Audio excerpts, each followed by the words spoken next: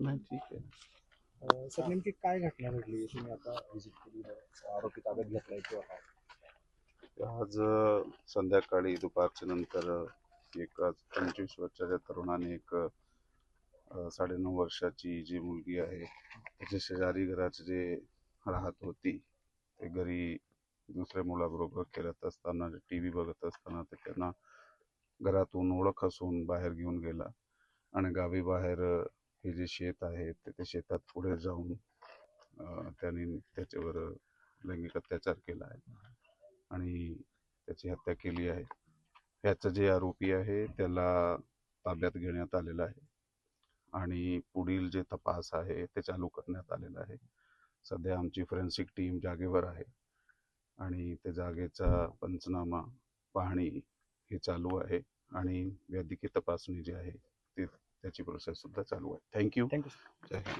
दादा, आज जी काही घटना घडली साधारण किती वाजता घडली आणि तुम्हाला कसं समजलं, आणि पोलिसांनी येऊन साधारण काय ताब्यात कोणाला घेतलंय का, काय परिस्थिती?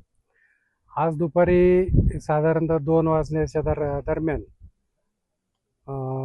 एक मिसिंग मुलगी झाली असे समाजामध्ये एक मेसेज गेला.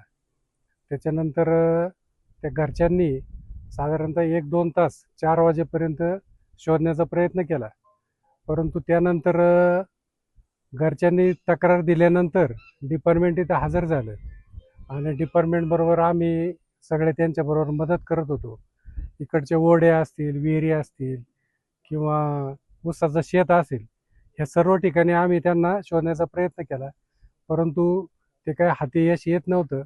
नंतर ह्या रोडला जेवढे CCTV कॅमेरे आहेत खाजगी मालकीचे, ते सगळे कॅमेरे आम्ही चेक केले डिपार्टमेंटच्या साहाय्यानं, तरी त्या कॅमेऱ्यामध्ये काही त्याचा शोध लागत नव्हता. नंतर साधारणतः 8च्या दरम्यान संशयित एका आरोपीला त्यांनी ताब्यात घेतलं डिपार्टमेंटनी आणि ताब्यात घेतल्यानंतर त्याला त्यांनी त्यांच्या पद्धतीने विचारल्यानंतर तिथं पिंपळवंडीचं लेंडेस्थळ आहे, त्या लेंडेस्थळाचा एक ओढा आहे, त्या ओढ्याच्या कडेला त्यांनी तिथं त्या चिमुरडीला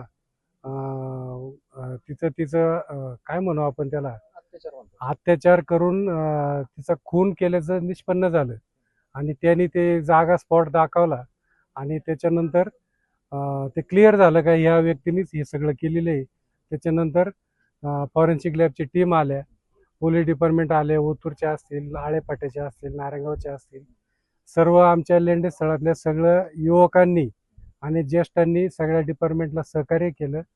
त्यांना हवं नव्हते रात्रीच्या वेळेला टॉर्च वगैरे किंवा अंधारात इकडं जाणं, तर आमची मुलं पहिली पुढं जायची, नंतर डिपार्टमेंटला सहकार्य करून डिपार्टमेंट यायचं. त्याच्यानंतर त्या बिचाऱ्या मुलीचा मृतदेह तिथं सापडला. त्याच्यानंतर फॉरेन्सिकची लॅब तिथं गेली आणि हा सगळा घटनाक्रम पाहिल्यानंतर प्रत्येक व्यक्तीचं मन हे हेलावून गेले.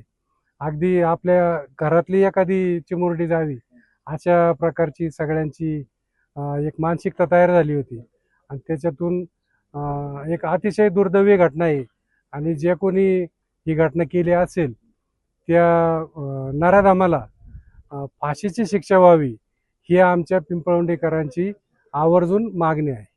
आरोपी स्वतः सोबत फिरत होता, माहिती तुम्ही पण पाहिलं ना? हो हो. CCTV चेक करण्यासाठी फिरत होता.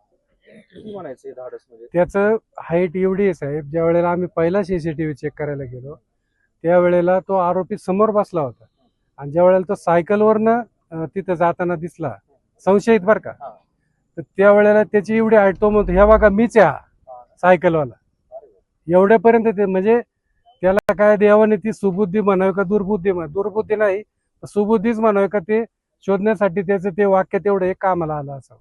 त्यांनी कुठं प्लॅनिंग या गोष्टी केल्या? नाही, ते आता कसं, आता प्राथमिक दर्शनी आम्हाला नाही सांगता येणार. धन्यवाद. त्याची काय पार्श्वभूमी होती का?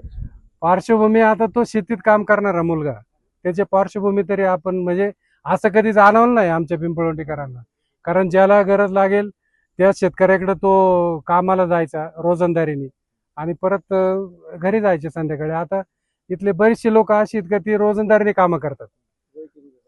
साधारणतः 20 ते 25 वर्षाचं वय असावं त्याचं, आणि ते चिमुरडीचं बालिकेचं 10 वर्ष, ती मला वाटतं 4थीला होती ना, 4थीला होती ती. नातेसंबंध, ओळख काय? नाही, तो फक्त आमच्या मळ्यातल्या आमच्याकडेच जनरली ती लोक कामाला जास्त असतात.